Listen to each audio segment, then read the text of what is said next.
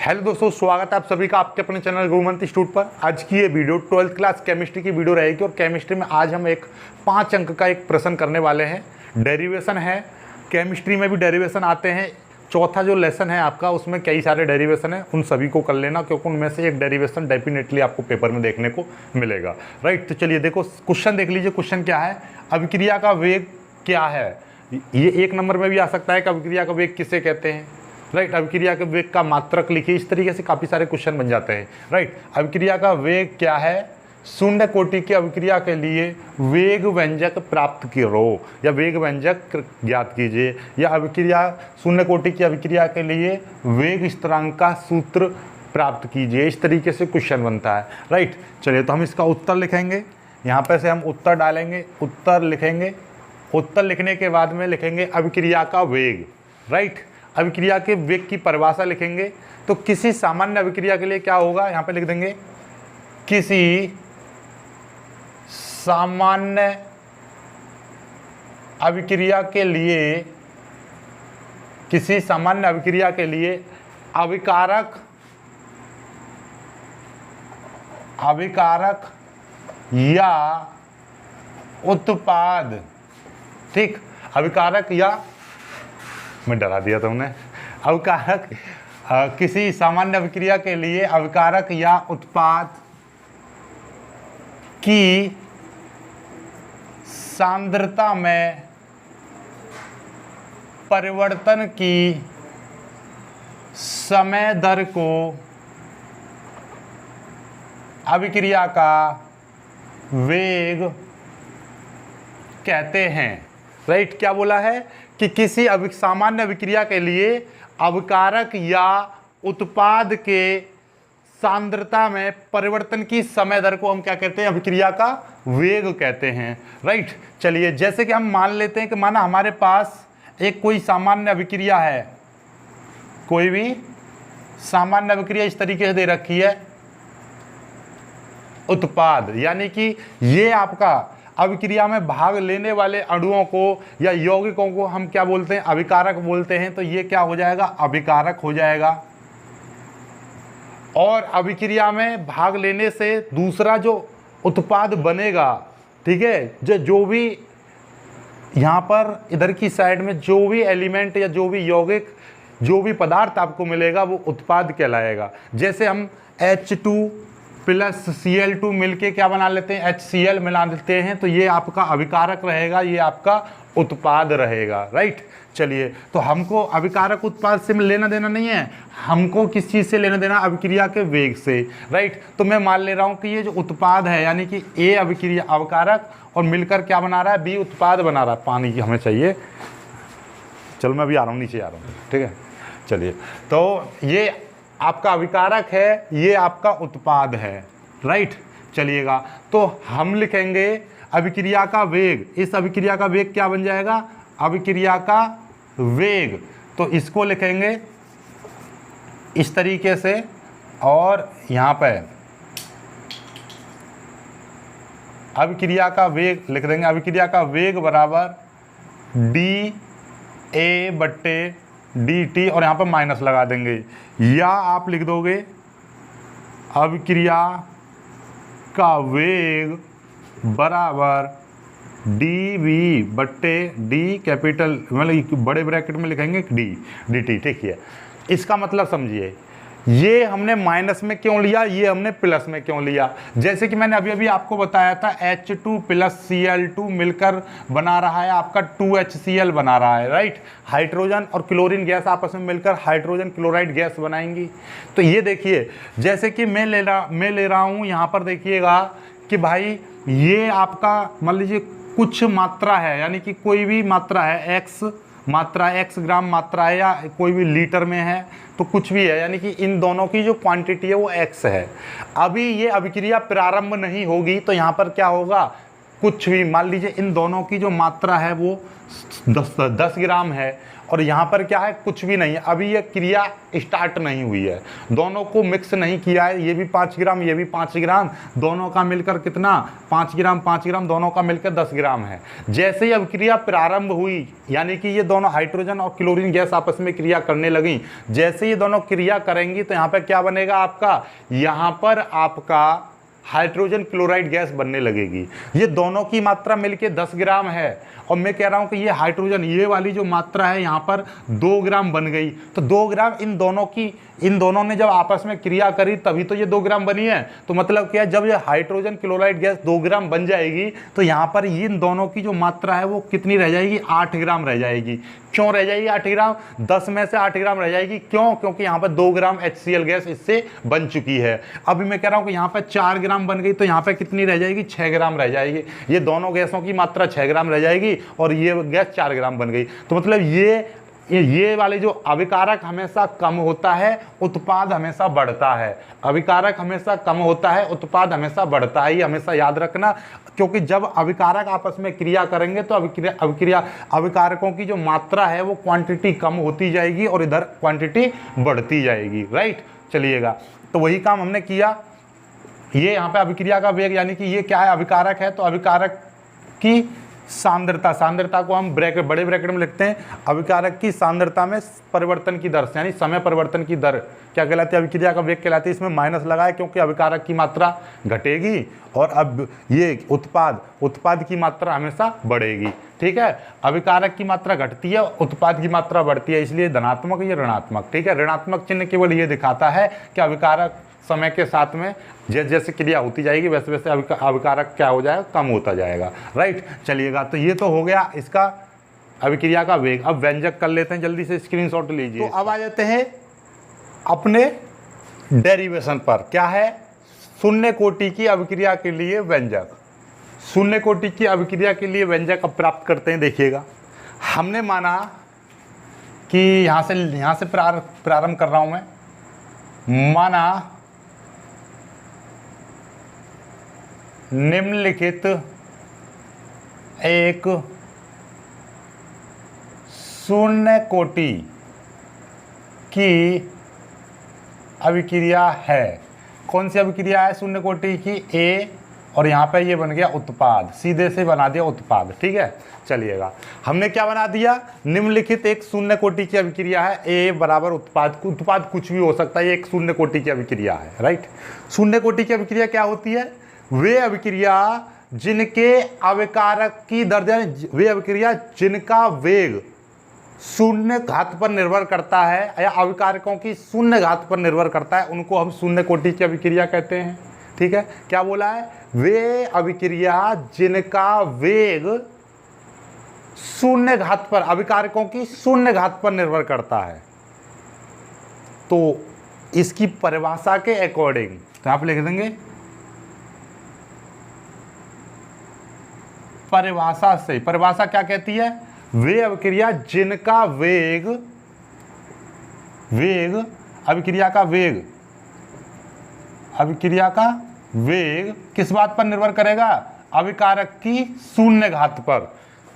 वे अभिक्रिया जिनका वेग अभिकारक यानी ये अभिकारक है, अभिकारक की शून्य घात पर निर्भर करेगा, उनको शून्य कोटि की अभिक्रिया कहेंगे। यदि यहाँ पे 1 लगा दूंगा तो ये क्या हो जाएगा, प्रथम घात, यानी कि प्रथम कोटि की अभिक्रिया। तो ये हो गया, और अभिक्रिया का वेग कितना हो जाएगा, -dA/dt, ये आप जानते हो, समानुपाती ये हो जाएगा, ठीक। अब हम इस चिन्ह को हटाते हैं, बायोलॉजी वाले विशेष तौर पर ध्यान देंगे, इस चिन्ह को हटाते हैं, यहाँ पे एक हमेशा नियतांक आएगा k और यहाँ पे इस तरीके से आ जाएगा, ठीक है। जहाँ लिख देंगे, जहाँ k एक नियतांक है, ठीक है, यही k एक नियतांक है जिसे अभिक्रिया का वेग स्थिरांक कहते हैं, जिसे अभिक्रिया का वेग स्थिरांक कहते हैं, जिसे अभिक्रिया का वेग स्थिरांक कहते हैं। ये हो गया, यहाँ तक काम खत्म। अब हमको क्या करेंगे, हम इस चीज को इधर ले जाएंगे तो क्या हो जाएगा, -dA = k a0 into D T. अब आप जानते हो किसी की भी घात x की पावर 0 तो उसका मान 1 होता है, यानी कोई भी संख्या है उसकी पावर 0 होगा तो उसका मान 1 होता है। तो इसका मतलब क्या हो जाएगा, डी ए बराबर के इंटू डी टी।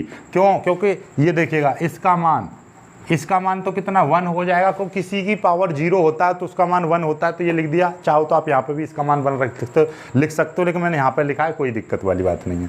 ठीक, अब हम क्या करेंगे, दोनों पक्षों का समाकलन कर देंगे। दोनों पक्षों का क्या कर देंगे, यहाँ पे लिख देंगे दोनों पक्षों का समाकलन करने पर, दोनों पक्षों का समाकलन करने पर। दिखाई दे रहा है यहाँ तक? चलिए दिखाई दे रहा है, ओके। समाकलन कर देंगे तो समाकलन कर देंगे तो किस तरीके से आ जाएगा समाकलन, देखिएगा समाकलन, अरे गिर क्यों रहा है, बहुत जल्दी मार कर गिर रहा है। दोनों पक्षों यहाँ पे समाकलन कर देंगे। ये समाकलन का साइन है, ये डी ए बराबर ये समाकलन के इंटू डी टी, ये आ जाएगा। ठीक है, चलिएगा अब आप समझ लीजिए कुछ चीज़ें, बायोलॉजी वाले स्पेशली समझ लीजिए, मैथ वाले को सबको पता है समाकलन क्या होता है। बायोलॉजी वाले देखिएगा, बायोलॉजी वाले स्पेशली नोट करके इसको लिख लीजिए, कहीं पर भी लिख लीजिएगा कि भैया x की पावर n का आप समाकलन करोगे तो वो कितना आ जाएगा, x की पावर n प्लस 1 बट्टे n प्लस 1, और यहाँ पे एक कांस्टेंट जुड़ जाएगा समाकलन नेतांक c जोड़ दीजिए या इंटीग्रेशन नेतांक आई जोड़ दीजिए, आपकी इच्छा। तो मैं यहाँ पे आई जोड़ूंगा। ठीक है, समझ में आ गई बात। यदि मैं कहने लगूं x की पावर 5 का आपको समाकलन करना है तो किस तरीके से करोगे, ध्यान से समझ लीजिएगा। x की पावर 5 प्लस 1 बट्टे 5 प्लस 1 प्लस आई, देखिएगा ये x की पावर n की जगह पे यहाँ पे क्या 5 है, तो इस फॉर्मूले में रखो जरा कि n प्लस 1 बट्टे n प्लस 1, तो x की पावर 5 है तो 5 प्लस 1 बट्टे 5 प्लस 1 तो कितना हो जाएगा, x की पावर 6 बट्टे x की 6, नीचे 6 आ जाएगा प्लस आई, तो इसका मतलब 1 बट्टे 6 गुणा x की पावर 6 और आई, ये आ गया। समझ में आ गई बात। तो एक फार्मूला तो ये हो गया। ठीक, एक और फार्मूला, दूसरा फार्मूला और होता है कि भैया 1/x का, सॉरी डायरेक्टली आप करोगे, हाँ 1/x का समाकलन यदि करोगे तो कितना हो जाएगा, log x हो जाएगा। log और बेस में e आएगा, log बेस e x। ठीक है, ये बेस है, या तो आप डायरेक्टली या आप ऐसा कह दीजिए ln x, इसको ln का मतलब ये log और यहाँ पे बेस में e है। ठीक है, x, log x का मतलब क्या है, यहाँ पे बेस में e। ठीक है, चलिएगा तो ln का मतलब ये, और इस बेस को e को हटाते हैं तो हमेशा याद रखना 2.303 log अब x हो जाएगा। इसका मतलब ये है 2.303 log अब बेस में 10 आ गया। ठीक है, और हम जितने भी मान देखते हैं, जितने भी मान लगाते हैं log में, तो वो बेस 10 पर लेते हैं। बाकी इसके ऊपर बाद में चर्चा की जाएगी। ठीक है, फिलहाल के लिए आप याद रखिएगा कि जब e को चेंज करेंगे तो 2.303 की मल्टीप्लाई कर देंगे तो e यहाँ से भाग जाता है, तो log x डायरेक्टली आ जाता है। ठीक, चलिए तो 1/x का समाकलन log x होता है, log x प्लस आई इंटीग्रेशन कांस्टेंट जोड़ देंगे। चलिए ये हो गया, बस ये दो फॉर्मूले ही काम करेंगे, जल्दी से लिख लीजिए। ठीक है, चलिए आगे बढ़ते हैं। आगे देखिएगा, अब हमारे पास में क्या है, हमारे पास में तो इसका समाकलन हाँ एक चीज़ और रह गई, हाँ एक तीसरा फॉर्मूला और लिख लीजिए। कोई भी कांस्टेंट का आपको समाकलन करना है तो डायरेक्टली क्या आ जाएगा, यदि x के सापेक्ष कर रहे हो तो कांस्टेंट तो बाहर आ जाएगा, और यहाँ पे क्या आ जाएगा, कांस्टेंट बाहर आ जाएगा, और डायरेक्टली क्या आ जाएगा, समाकलन यदि x के सापेक्ष है तो x आ जाएगा। ठीक है, x आ जाएगा डायरेक्टली प्लस आई। ठीक, यदि मैं इसका कोई भी कांस्टेंट है और उसका मैं यहाँ पर डी एम के सापेक्ष कर रहा हूँ तो आपका क्या आ जाएगा, यहाँ इसका उत्तर आ जाएगा कांस्टेंट इंटू एम प्लस आई। समझ में आई। जिसके डी एक्स है तो x आ जाएगा, डी वाई है तो y आ जाएगा, डी एम है तो डी एम आ जाएगा। जैसे समाकलन 5 का मेरे को डी टी करना है तो कितना आ जाएगा, इसको उत्तर 5 के साथ में t आ जाएगा, 5t प्लस आई। यदि मेरे पास में यहाँ पे 10 दे रखा या 50 या कुछ भी दे रखा, यानी कि 10 दे रखा, 10x दे रखा इंटू डी एक्स, तो इसका मतलब क्या हो जाएगा, इसका मतलब देखो 10 दे रखा है और D x 10 into D x, तो इसका कितना हो जाएगा, इसका डायरेक्टली 10x आ जाएगा प्लस आई। ठीक, चलिए, और यदि यहाँ पर दे रखा है m दे रखा है और यहाँ पर x दे रखा है, तो इसका मतलब क्या है, देखिए m यहाँ पर क्या है, देखो ये x है तो x को छोड़कर बाकी सभी कांस्टेंट माने जाएंगे, तो m को बाहर ले लेंगे, तेरी, चलिए m को बाहर ले लेंगे और साथ में क्या आ जाएगा, x आ जाएगा इंटू i, क्योंकि m यहाँ पे क्या है, एक प्रकार का कांस्टेंट है। देखिए जो वैल्यू यहाँ पे होगी उसको छोड़कर बाकी सभी कांस्टेंट माने जाएंगे, ठीक है। चलिए मार्कर गिर जाता है हमारे पेन, चलिए जल्दी से इसको कर लीजिए। तो यही चीज़ यहाँ पे हम अप्लाई करेंगे, देखिएगा। और देखिए अब यहाँ पर करते हैं, कैसे करेंगे, हमारे पास में देखिए इसका समाकलन करेंगे तो कितना, ये माइनस है, ये देखिए माइनस के बाहर लगा दी ब्रैकेट, ये डी ए यहाँ पे कोई भी है नहीं, कोई भी नहीं है, तो मतलब क्या, देखिए ये यहाँ पे इसका मतलब ये डी ए का मतलब क्या है, डी एक्स का मतलब क्या हो गया, डी एक्स का मतलब हो गया एक्स, इसका समाकलन एक्स, क्यों, क्योंकि इस समाकलन एक्स का मतलब ये है कि यहाँ पे 1 है, और 1 का समाकलन क्या हो जाएगा, 1 इंटू एक्स, मतलब एक्स हो जाएगा। समझ में आई बात, नहीं आई, ठीक है। चलिए देखिएगा, ये चीज़ याद रखिएगा। ऐसे यहाँ पे ये डी ए है तो डी ए का समाकलन क्या हो जाएगा, ए हो जाएगा, डी टी है तो डी टी का समाकलन क्या हो जाएगा, टी हो जाएगा, ठीक। चलिएगा तो देखिए इसका समाकलन क्या हो जाएगा, इसका समाकलन हो जाएगा आपका ए हो जाएगा, तो बराबर, ठीक है। यहाँ पे इसका के का समाकलन क्या हो जाएगा, के टी हो जाएगा, क्यों, के यहाँ पर कांस्टेंट है, यहाँ पे तो वैसे ही बोला है के एक नियतांक है, ठीक है, के, और यहाँ पे डी टी है तो टी आ जाएगा, प्लस या तो आई यहाँ पे जोड़िए या आई यहाँ पे जोड़िए, हमेशा आई इस वाले पक्ष में जोड़िए आप, ठीक है, राइट हैंड की साइड में, ठीक। चलिएगा तो इसको समीकरण 1 मान लीजिए, इसको समीकरण 1 मान लेंगे हम। अब हम मानेंगे, माना समय t बराबर 0 पर, देखिए अब हमने माना कि अभिक्रिया ये अभिकारक था, तो अभिकारक की हमने मान लिया,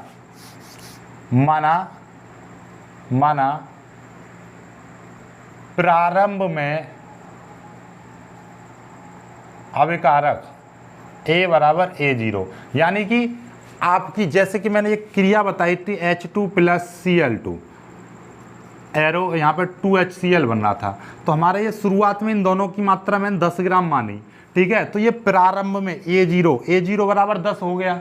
अब ये T बराबर अभी क्या है, 0, अभी अभिक्रिया स्टार्ट नहीं हुई, तो इसका मान कितना है, अभी HCl कितना बना, अभी अभिक्रिया स्टार्ट नहीं हुई तो HCl कितना, 0।